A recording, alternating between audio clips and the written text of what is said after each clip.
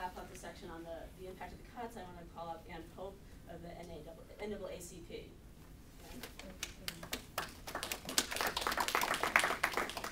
My name is Ann Pope, and I am the Regional Director for the Northeast region of the NAACP. I'm here today representing Hazel Dukes and the New York State NAACP. The NAACP is proud to be a part of today's press conference and the release of the report of Race Matters. The NAACP has a long tradition of championing the rights of African Americans and other minorities and the poor, the downtrodden, and those who are left out and those who are left behind.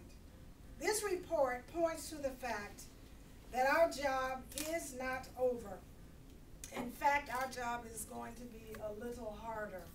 So I am fired up. I'm angry, and I am appalled at what is happening in New York State. Once again, New York State is balancing the budget on the backs of the poor, other minorities, and especially on the backs of our children. It is not fair. This is the same song that we've been singing over many, many years when former Assemblyman and Deputy Speaker Arthur O'Ee released his people's budget, and we would come to this room and sing the same old song, don't balance the budget on the backs of our children, the poor, and the underrepresented. United States Attorney General Eric Holder said, and I quote, "Though race-related issues continue to occupy a significant portion of our political discussion, and though there remains many unresolved racial issues in this nation, we, average Americans, simply do not talk enough with each other about race." I agree with Attorney General Eric Holder. We must talk about the issues of race, and I think the report, Race Matters, does that. And I applaud Citizen Action for opening the door and beginning the dialogue where we can talk about race matters. The report highlights that while the nation and state are led by accomplished people of color, the overall condition of our communities remains extraordinarily difficult, and many find themselves in crisis. For example, by the end of the first half of 2009, the quote-unquote real unemployment rate for black men rose to a shocking 27.2%. In this economic climate, now is the worst time to cut programs like jobs, social services, civil legal services, and health care that all too many of our communities need for their survival. I urge the governor, the Assembly, the Senate to rethink their strategies and restore the cuts, and stop making African Americans, minorities, and the poor the scapegoat. I certainly am appalled at what is happening in New York State, which used to be appropriately called the Empire State. Unfortunately, we can no longer use that distinction because we no longer lead the way to progress or prosperity. Thank you.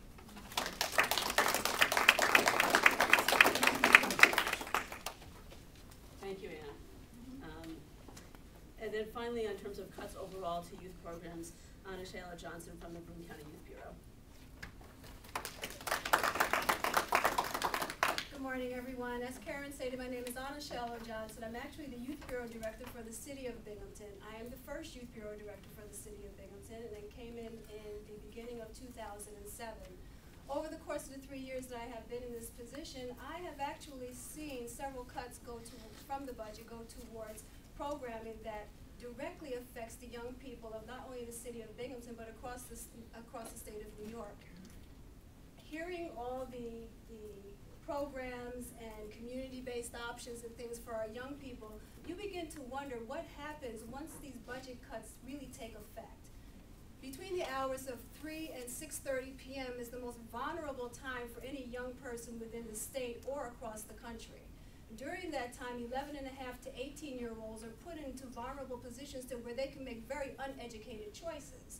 The programs that we do have within our cities, within the city of Binghamton, actually bring these students in to ensure that they're getting the adult support that they need, the peer support that they need, and additional education, academic supports, sports supports, things that teach them teamwork, collaboration, leadership, so that they don't end up making these types of choices. In addition to that, based on the fact that we have several families, whether they be single parent, male or female, during these times, these parents are working second shift, third shift jobs, and they need to ensure that their children are being taken care of. If these cuts go into effect, what happens to the education system? The education system depends on our after-school programs to provide the additional support that they are not able to do while they are in school. What is going to happen to our children? As stated earlier, President Obama has stated that education is the key to success. What the heck are we doing? Are we providing success for our children, or are we going to continue to put these budget cuts on their backs and then expect them to be successful for us? We need them to be successful in order for us to maintain our existence. We need to keep that in mind and stop supporting some of these things that are going in effect.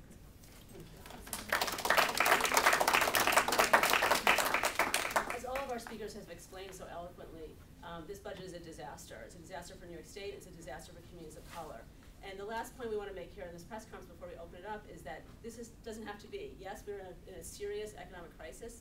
We're in a recession, the worst economy we've had since the Great Depression. But there are real choices and real options that this state can make. And we disagree adamantly, as everyone here has expressed in great detail, with the governor's approach and with the Senate's approach. They've made the wrong choices for the people of New York. They've made the wrong choices for communities of color in New York State. We have here some of the right choices. There are a lot of different revenue options that have been put out throughout the course of this budget session. The governor included some in his budget, and there are many others that many of us and many other organizations have proposed that could help close the budget gap without having this devastating impact on our communities. We picked 7 that we highlighted in the report and that are highlighted on this poster.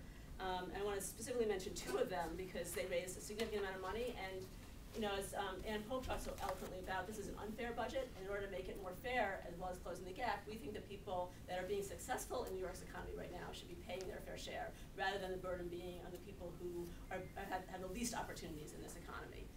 And so our report specifically also focuses on the sales tax on transfers of stock, the stock transfer tax, which currently is 100% rebated. After it's collected, we say rebate 80% instead of 100%. Keep 20% for the state budget. That would raise over $3 billion. That would go a very long way to closing our budget gap. And people who are paying that tax, it's a very small amount on each transfer. People who are paying it would hardly notice it. And it would be on people who can afford to, buy and sell stock. They can afford to pay a little bit of money to solve our financial crisis. Secondly, on a similar theme, the banker's bonus tax. The banker's bonus tax would be a tax on the banker's bonuses. Those people who are getting bonuses did very well in this economy while the rest of us did not. They can afford to pay a little bit of that bonus money in so that we can afford to have our schools, our youth programs, our higher education, our human services, our healthcare system survive. The banker's bonus tax would raise somewhere between $6 and $10 billion. And it's just an astronomical amount of money because these people are making an astronomical amount of money. We're not. They can afford it. We should get it from them. It won't hurt them. It will help the state. It will help our kids. It will help all the things that we've talked about here today. Just the 7 measures that we have right here, and there's probably about 15, 20 of them that are out in the general discourse here, these 7 alone would raise $15 billion. So we say to the legislature, pick and choose. We think the banker's bonus tax or the stock transfer tax, taxing Wall Street, is the best way to go. If you don't like those, pick one of the others. But there's clearly the money in New York, despite this economic recession, to solve a significant portion of our budget problems and to head off the most devastating of these cuts. A budget is all about choices. We all know it from our personal lives. We all know it from previous state and federal budgets. We want to see the legislature come back and make the right choices, not the wrong choices, not the choices the governor has made, and not the choices the state senate has made. And in our report, that's what we recommend, is making the right choices, choosing these revenues. We also recommend 2 other things that I want to close with. That plans should be put into place to routinely consider the impact on racial equity as a vital part of the process of arriving at a final state budget. These things that we've highlighted in the Race Matters report about the specific impacts in communities of color are really not looked at when the governor develops his original budget. And they need to be. It's an important part, again, of making the right choices and of setting priorities for the state. Secondly, the race equity analysis proposed above should also consider the impact specifically on upstate cities and communities of color in upstate cities. We found in doing our report and a lot of the organizing work we do around the state that our upstate cities that are heavily communities of color are seriously neglected because New York City gets its own special look, and then we have the rest of the state kind of looking to defend the suburbs. What about our communities of color and our cities in general in upstate New York? They need special attention in the racial equity analysis and in our budget development. And I'm going to turn it back over to Leah. So again, I would just like to thank all of the speakers, as Karen demonstrated and spoke very eloquently. And this is the second year that Citizen Action has actually released this report, and why lead with race. And one of the things that no one can deny is that when you don't, if you're not explicit in the issues that impact all of us by highlighting those who are most impacted, because we all do better when we all do better, right? When you do not highlight those issues in terms of the disparities that exist across racial and ethnic lines, it allows you to continue to perpetuate the system of oppression that does not allow for us all to thrive in our respective communities. And so, again, I would just like to close with, I really hope that our legislature and the governor really takes a closer look. And it's not as if we're just proposing stop the cuts. We're also providing opportunities for potential revenue that can be sustained not just for this budget, but for every budget moving forward. As a city council representative, I completely understand that for any legislator, you're in a tough situation right now with our current economic climate. But we need to be smart about our development and be smart about how we go about balancing our budgets in our cities, because our lives honestly depend on it. And in the lieu of what happened this weekend with the historic legislation with healthcare, it just seems as if in New York we're taking a huge step back. And I think it's important for us to regain that title that we so delicately love to boast about, so to speak, as being the Empire State, and really be a champion for all people in this great state of New York.